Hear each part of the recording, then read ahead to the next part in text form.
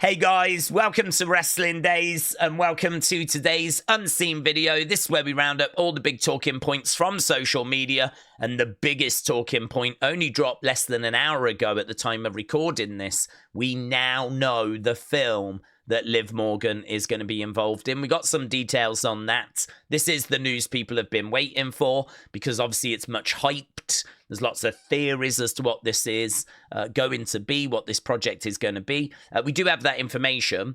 It's in this folder. We've got a few more things to get to till we get to that, but we will get to that. But yeah, let's start with this. This is Stone Cold just explaining why he couldn't wrestle at WrestleMania 41. And maybe this also explains why he wasn't able to do anything physical. He's talking about how he's recently had surgery and how he's only operating at like 30%. So with that information, I could understand why Triple H was like, well, let's just have you read the attendance. Let's have you come down in an ATV. I don't know that he would have said, let's have you crash into the front row, but he may have said, you know, let's do that. Let's not put the pressure on you having to save the day, you know, if you're not in any kind of condition to do that. So maybe we've got to give Triple H a little bit of wiggle room on that one. Perhaps it's circumstance that prevented Stone Cold from doing more at WrestleMania. Very interesting interview that, by the way. Very interesting interview that Stone Cold did with Ariel Helwani today. Right, OTC, shout out to you. So Drew McIntyre is apparently lined up for a major film role. This coming from PW Insider. We sort of read something about this the other day. Apparently he's signed to the same talent agency as Liv Morgan. And so it is believed they've got some projects in the works for Drew.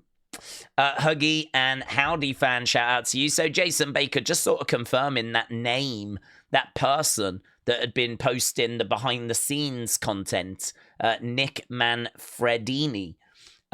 Just kind of confirming that, yes, he was associated with Firefly Funhouse. He was Bray's writer for his entire WWE run. Never knew that. Never knew that Bray had a writer and that it was this Nick Manfredini. I would imagine this guy could write a book. I would imagine this guy will be in demand for podcasts and stuff like that, but he could write a book of all the stuff he knows about the lore of Bray Wyatt. He should do that. That guy should do that. There would be a lot of interest in that. So here, Huggy and Howdy fan said, Wrestling Days, that Nick Manfredini guy, he was a writer. So you was right. Well, it's not about me being right. It's about the fact that this guy kind of came out of the woodwork. A lot in the community saw this kind of behind the scenes footage and photos that was being spread around. And you never quite know if it's someone that's just found this stuff and they're claiming to be, you know, connected, or if they are actually connected. So it is nice to get that kind of confirmation. So shout out to Jason on that. Elite Rockers, so according to WrestleVotes, Roman Reigns isn't expected to return to WWE until early June. So it looks like he's going to miss Backlash, but he should be around for Money in the Bank weekend. So J Beans, thank you. Yeah, okay. So Scarlett sent a message out saying a decision is going to have to be made soon. And that has got people worried a little bit, right? Ringside saying, do you think Karrion and Scarlett are preparing to walk away, or are they just setting up the next big storyline? Don't know. It was Scarlett that posted the message, a big decision is going to have to be made soon. So, Larry, shout out to you. Karrion and Scarlett drop cryptic clues as WWE contracts wind down. I know a lot of you would hate to see them leave WWE. Hopefully WWE sees the value in Karrion and Scarlett just as much as we do. Johnny, shout out to you. So WrestleVotes reporting that Triple H is dedicating 6 to 8 hours a day, 7 days a week. It's not bad. It's not bad. I'd say most people probably do 7-8 hours for 5 days a week work. Probably a bit more than that, depending on where you live and situation. I know there's people out there that do like 2 jobs and stuff like this, but I would say here in the UK, that kind of 9 to 5 type is the average thing. So, yeah, I mean, this doesn't strike me as crazy. 7 days a week, okay, not having a day off is crazy. Solely booking and storyline writing, and sometimes he even does night shifts.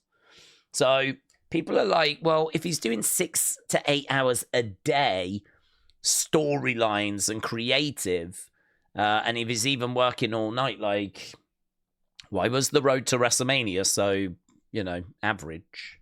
I think, honestly, just even getting a show together, even, like, getting matches written down, even if, like, the story behind those matches doesn't feel like the most compelling, like, that does take time. Sometimes, like, it's the stuff that you don't really think about that can take the longest time or can really take up your time. So I can sort of understand that. There's quite a lot that happens on this channel, for example, that you wouldn't think takes time, but it takes so long. Like, if I need to do research for UFC of a weekend, or there's boxing of a weekend, and I need to kind of dig into that, that can take me 10 hours to do research. We do a little like game for the members, like that can take hours and hours and hours to get that game together. And these are things that people just wouldn't even think about. People just look at the actual end result, don't they? So I can sort of understand, I suppose, to a degree, that you can spend a lot of time on something which does not have a big impact. So just because you're spending a lot of time on it, it might not mean that we're getting all this big seismic stuff. Perhaps he needs to approach it a different way. Don't know. For context, during his time running NXT's Black and Golds, Triple H would spend about an hour a day doing similar duties. Perhaps he needs a bit more support as well. Johnny said 6 to 8 hours a day for what we got during the European tour and the Mania builds. Little Fuego, thank you. Here's Austin Theory with a little message, which I don't know where this has come from, but I don't know what this is in response to. But he said, if I had hesitated, none of this would have happened. So many young people look up to others on social media. But the truth is, I'm no different than you. I've got flaws, struggles, insecurities. Just like everyone else, I don't have superpowers. What I do have is belief in myself. I can see the vision, even when no one else does. And that's what brought me here. If your dream scares you, good. That means it's worth chasing. Now go chase it all day. It's really interesting, that, isn't it? Really interesting. I don't quite understand what has triggered that. Austin Theory is someone that's got a lot of people behind him. A lot of people want to see him succeed. I don't think he's washed or anything like this. I think he's a bit cold. I think we need to warm him up. I don't think he's kind of put all the pieces together at the moment. But I also think he's still quite young. I also think he looks fantastic. I think that he looks like a top guy. I hope he can put those pieces together. I hope he knows where he's going and he's got a plan. I hope that he's got that. So, yeah, interesting. Don't know. Moment of reflection from Austin Theory. So, Little Fuego, thank you. Dan Barker, shout out to you. So, cheapest tickets for both nights of SummerSlam is currently $154. The most expensive $4,000. We know about the front row being $40. Apparently, this is way more affordable compared to WrestleMania. They're finally listening. I mean, what I would say is this is the first SummerSlam where they're trying to do 2 days. It's a big stadium as well. If they want to get as many people there as possible, I think they've got to have some movement on the tickets. So, okay, brilliant. Yep. I'll sit here and, have a moan when the ticket prices are starting to get out of control. So I will sit here and praise if the ticket prices are starting to look a bit more reasonable. So here, look, We Want Cody said $150 to sit with my great-great-grandpa up in the heavens. Sounds like a rip-off to me. Elite Rocker said it's for both nights, bro. The same nosebleed seats at WrestleMania were like $1,500. They've done a good job here. So I mean, I don't know if that's true. I'd have to go back and have a look at the numbers and whatever. But Elite Rockers is reliable. So if we're saying that, like, so I'm guessing, is that like $75 a day, $150 for the weekend? Yeah, it's the nosebleeds, but I mean, look, you get into the stadium. Yeah, okay. 154 seating, where are you? With Sting up in the rafters. But listen, you get into the building. And honestly, for kids that just want to be there and just want to look forward to going, we as adults look at like the nosebleed seats as being like, oh God, I wouldn't want to sit there. But you don't think that way as a kid. As a kid, you just want to get in the building. You know, the excitement of telling your friends, I'm going to WrestleMania, or I'm going to SummerSlam, or are we going to see Roman Reigns? Are we going to see Jey Uso? Do you know what I mean? Like that excitement. Yeah, as long as people can get in, I'm okay with it. So, cool. I'm pleased to hear it's a bit more affordable. Edward, shout out to you. So, Stone Cold said it was a different throttle setup on that ATV. Than what I was used to. Long story short, just a different throttle system. I'm pretty dang handy on a four-wheeler, and I do believe him on that. He's got a lot of land. There's video footage of him and Steph, like, four-wheelering around his land. I do think he is someone that loves his kind of off-road vehicles. So I believe him. He said I was embarrassed by it. I think everyone's okay. You go out there on the biggest night in wrestling and you end up like that. It's not the greatest day at the office. It wasn't the greatest day at the office, but it was still a WrestleMania moment. Right, here we go then. Here we go. Liv Morgan has been cast in Bad Lieutenant Tokyo. The thriller follows the Bad Lieutenant, a corrupt gambler in the Metropolitan Police Force who finds himself thrown into a tangled case after an enigmatic FBI agent arrives in Tokyo to investigate the disappearance of a politician's daughter, that person being Liv Morgan. Meanwhile, a deviant killer operating in the Yakuza underworld seems to be shadowing their moves. Takashi Mike set to direct. Now, I'm not very good with films, right? We did read that this was meant to be a dramatic role. We read that in an article, I think it was yesterday in Unseen. So I wasn't expecting this to be a superhero movie. I wasn't expecting this to be a wacky comedy. I was expecting this to be something that she could get her teeth into that was going to be dramatic, right? I don't know how big the role is. These are not actors or actresses that really resonate with me, but I'm just not a film person. I mean, you might be really impressed by this. Johnny, though, I think might be in the same boat as me. He said, I'm struggling to see why this is big news. I don't see any big names. But on a positive note, it is a drama thriller. There's a good chance it could be rated R for nudity. I love the positive approach. So, respect to you, Johnny. So, here, we've got Bad Lieutenant with Takashi Mike, who did Audition and 13 Assassins. He's the director.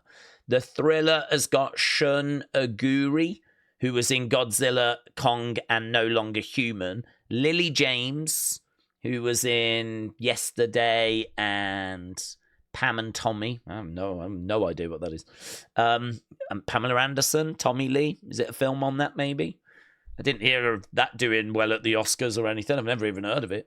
And Liv Morgan. So, blah, blah, blah. Yeah, I don't know. I must admit, I'm just no good at films. I am literally the worst people to tell you if this is a big deal or not. So I'm not even going to try.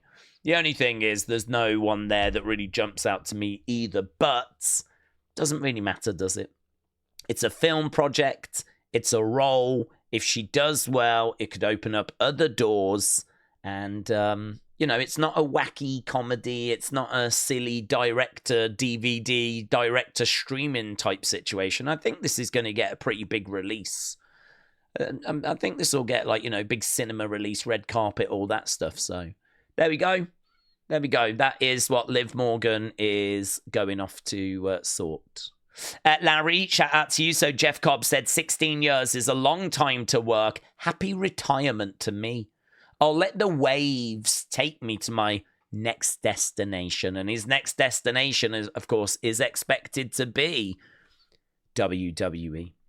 And Stevie Turner said, hear ye, I have something rather big to announce next Wednesday on Evolve. Don't miss my town hall. So Evolve Prime Minister Stevie Turner is going to be doing an Evolve Town Hall major announcement. If you don't watch Evolve, you might want to watch it next week because, well, I hope this isn't going to be like a Tony Khan thing where they say it's going to be major and then it's not really major.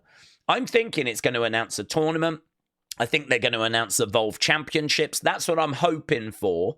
But it could be something completely different to that. So, yeah, we were watching Evolve tonight, and they really were promoting that. So I think they really do want people to be aware that something pretty big is on the way. So, yeah, next week should be good. Okay, here we've got Solo was sitting there unimpressed. I'm going to just play this and hope I get away with it, to be honest. So this is a clip from Stephanie's Places. It's easy to see why so many WWE fans are drawn to Jimmy and Jey Uso. Their little brother Solo, however, did not seem quite so charmed. I don't think you'll find anybody that has a bad word to say about these guys, really. I'm not kidding. I'm not just saying this because we're on camera. Right, well, maybe you grew up in the house of them. Solo, you next? What do you got to say about your bigger brothers now? They picked on me, see? I feel like you're still holding a grudge from childhood a little bit. He's like, he's just looking at them the whole. It's great seeing that. So he said they used to pick on me. So Solo's not got much love for Jimmy J. Of course he does. But I just love Jacob and the way that he's kind of reacting with Sammy. I feel like you're still holding a grudge from childhood a little bit. He's like, he's just looking at them the whole time. They seem like such a great family. It's kind of like if you're in with them, you come in. Do you know what I mean? Come in, have some food. It's that kind of vibe. Kind of like very hospitable, Like Sammy's there with the family, just laughing and joking, having a great time. And yeah, that's going to be a fantastic episode. So there we go. Mitchell, shout out to Coach Code. Thank you, Mitchell. So here we've got Ashante the Adonis saying, hey, Bayley, heard you're looking for some romance. Nice. Good move. I mean, what she actually said is she wants to try everything storyline-wise, and she'd be down for like a love thing. So there's Ashante like, hey, hit me up. This selfie would have cost about 40 grand. Yeah, look at that. There's Stephanie. We got Jacob. We got Tama. We got Tongaloa, Sammy, Usos, Heyman, Roman, Solo. It is a pretty insane picture, isn't it? All the bloodlines coming together. Even the man that betrayed them right there, Paul Heyman. But yeah, that'll be good. It'll be a great episode. So, Will Powers, thank you, my friends. I was going to take this out, to be honest, because, I don't know. Whatever. We'll just play it. This is apparently the video for Logan's new video, Humble. And he's actually got the Liv photo shoot. The picture what's the word I'm looking for? When she got arrested, mugshot. There we go. It's got the mugshot in it. So check this out. Sweet.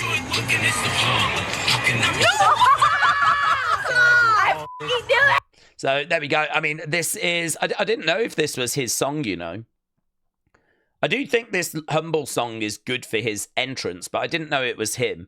But yeah, he's actually got his face on the side of the truck doing some talking, and then he's got the Liv Morgan mugshots doing some talking as well. He must have checked with her if it was okay to use it first, and now he's showing her the results.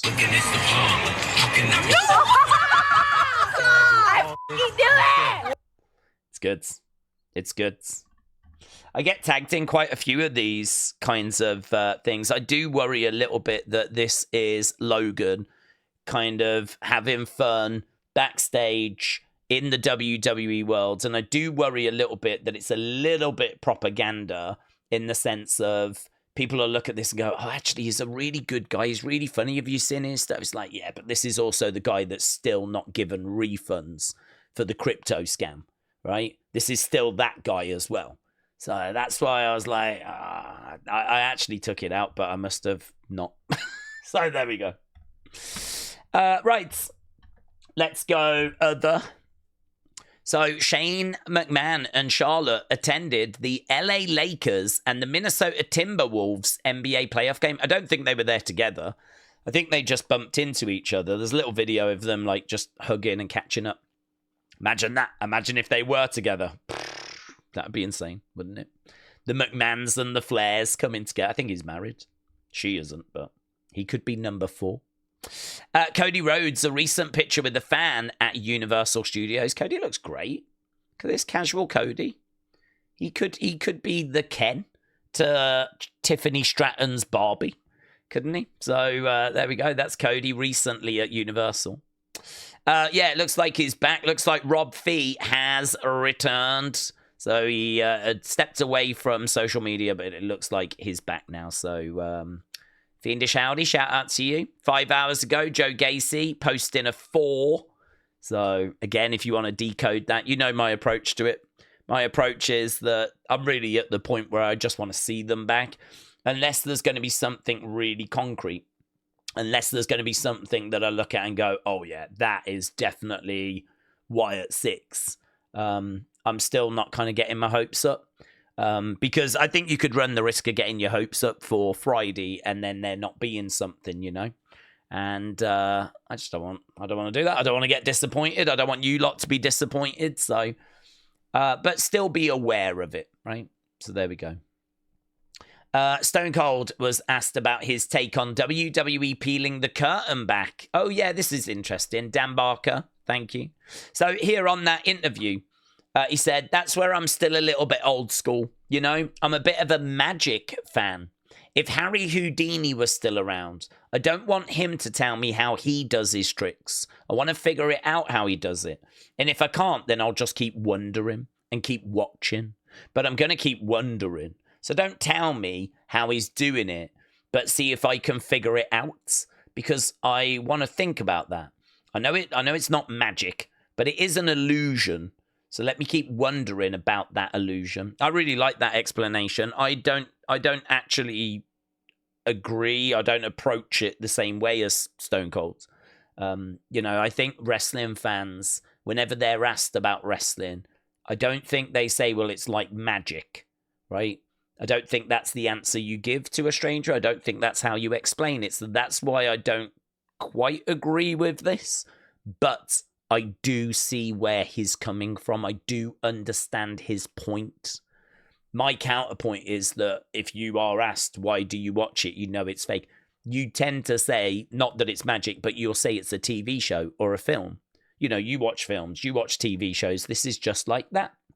So my counterpoint is, well, those films, those TV shows, they do have behind the scenes documentaries. You can watch them, you can not watch them. But if you do watch them, does it ruin the film? I don't think so. Does it ruin the TV show? I don't think so. That's just my personal opinion, right? That's just my personal opinion. But it's very interesting to see Stone Cold comparing wrestling to magic and saying that he, you know, doesn't want that explained, so he doesn't want this explained. I think there will be a lot of people that agree with Stone Cold's on this, and I think there'll be a lot of people that disagree on this. Because I do think that the illusion, the revealing of the illusion, I do think that happened, unfortunately, now quite a while ago. And we do live in a social media world, and it's a very interesting conversation, this one. I don't know that there's like right or wrong on it, you know? I don't think there's right or wrong on it. I think it's just perspective. I think it just comes down to perspective. So I could have not included this. But I wanted to include it because I thought that Stone Cold's perspective was very interesting. So, Dan, thank you. Also from Stone Cold, Aaron, shout out to you. Stone Cold seemed a little bit annoyed that Logan had publicly revealed that he tried to pay him to dress up in a Prime bottle. And Stone Cold was like, well, you know, I'm a bit surprised that got out. I thought that was just a business kind of behind the scenes thing. It seems, unfortunately, like Stone Cold, his thoughts weren't that it would be embarrassing. It was more, I don't know what the drink's like. I don't know what ingredients are in the drink. I don't want to wear a costume of a drink when I don't know what's in it and I don't know if it's good for you or bad for you. So, you know, that's why he turned it down. I mean, maybe there was other reasons, but that's the reason that he gives here. But yeah, he did seem a little miffed, just a little miffed that Logan had actually revealed that that was a conversation that had took place. And as well as that, the Hulk Hogan reveal, right? So this obviously was big news. We didn't know where it was going. I did wonder if it was going to be about a podcast or a live tour. That's what I thought it was. It is not. It is a new freestyle amateur wrestling promotion. So this is not professional wrestling. This is real wrestling, like collegiate wrestling. And what they're trying to do, which I think is actually a very clever idea, is they're trying to take that world, sprinkle in a bit of pro wrestling razzmatazz, and actually see if they can create a product that connects. So, you know, get a roster. I think they're going to have about 40 people on their roster. They're going to have about 8 weight classes. I think they'll be bringing people in. There's talk of Gable Steveson maybe doing something with them. And, yeah, they're really looking at kind of, I suppose in a way, like UFC, but for just really amateur wrestling, real wrestling, right? Freestyle wrestling. I don't believe there's anyone out there doing that. I don't know of anyone out there that's kind of doing that and that's going to put that sort of pro wrestling type spin on it. You're never going to be able to go full pro wrestling, but you know, there's going to be kind of characters. I think, you know, they'll be encouraging some of the trash talking. They'll be encouraging a bit of bad blood. They'll be encouraging a little storyline type thing. But I suppose UFC is the best way of wording it. You know, in UFC, we don't have scripted storylines, but there are stories. There are like real life, like in boxing as well. We just had Eubank Ben, and there was a big story there about the families and how the dads had fought and now the kids were fighting. This was the third fight. The one dad had fallen out with his son, and then he turned up on the night of the show. I mean, that's a story. It's not scripted, but it's still a story. So, you know, you could try and have those things in this. Entrance music, nicknames, you know, try and encourage some big entrances. Meet and greets, you know, build up the social media presence. There might be something to this, you know. I don't hate this. First show apparently is going to be in August. I don't hate this at all. I mean, you can tell from just the video, this launch video, the kind of vibe it's going to have, you know. Held on the whole world of wrestling.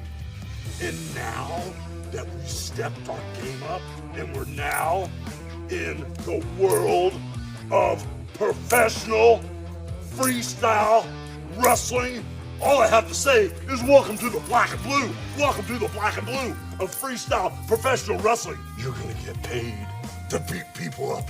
You're gonna get paid to win. You're gonna get paid to make them scream. So roll out the red carpet. I don't want super. I want mega stars. So I have to say, what you gonna do when real American freestyle comes for you?